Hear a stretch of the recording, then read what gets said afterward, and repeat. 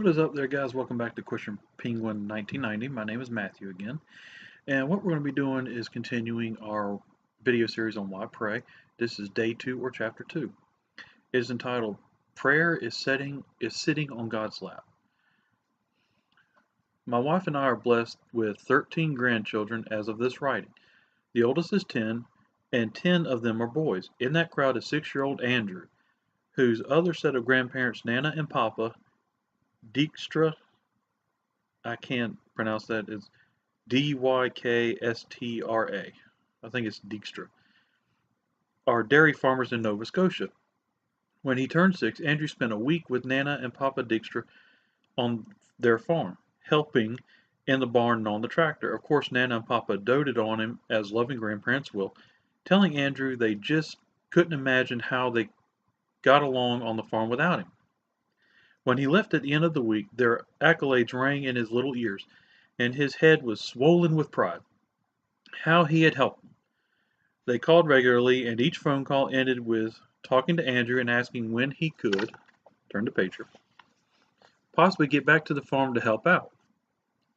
It was so hard without him, they said, although they were getting by, but they could hardly wait. Well, the little fellow took this seriously, so seriously that in his prayer circle at Sunday school he offered lengthy prayers asking God to help Nana and Papa because they had so much trouble running the farm without him. How my wife and I laughed when our daughter Mary told us this story. Then God nudged me a bit, saying, "John, you've been like little Andrew with me.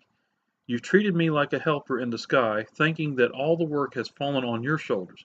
You laugh and love at your little grandson's inflated ideas of how he is needed on the farm, but don't you think that I, with love and delight, have laughed at all your exaggerated and puffed up ideas of importance in my kingdom?"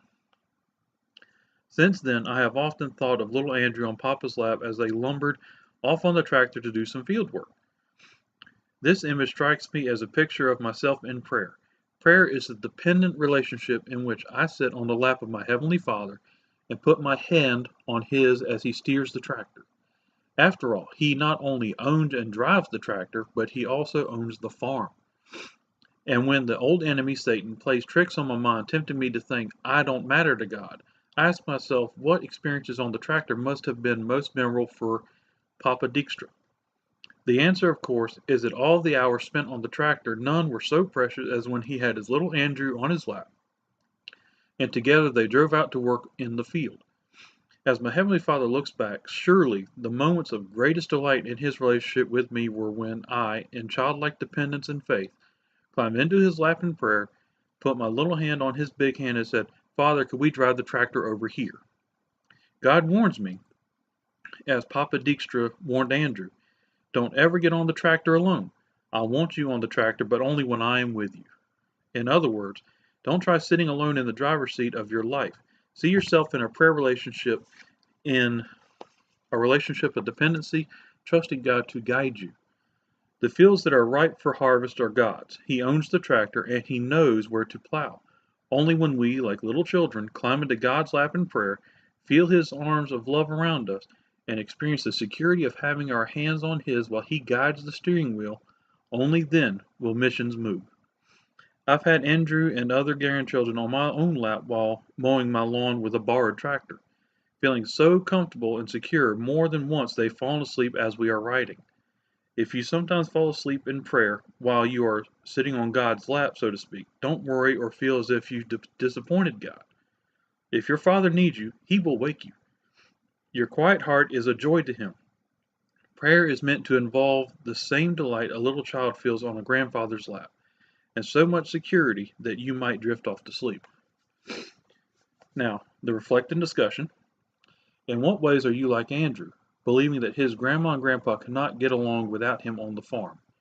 And to meditate on, prayer is a delightful position of dependency on God. I have to say that more than once I've been like Andrew, where I thought, well, God can't do this without me, so I have to say, God, send me, otherwise it won't get done. And more oftentimes than not, I've been shown by God that I can do this without you. I don't need you, but I want you to be a part of it. That's why people come out and say, well, if God's so powerful and can do this, why does He need you? It's not that he needs us. It's that he wants us to experience the joy of being part of it and part of his work. And if we would stop trying to be the boss and just follow his lead where he would lead us, so much more would happen in our mission fields and in our churches. And right now, churches are closing. More churches are closing than are opening, and that's why so many places are going to despair.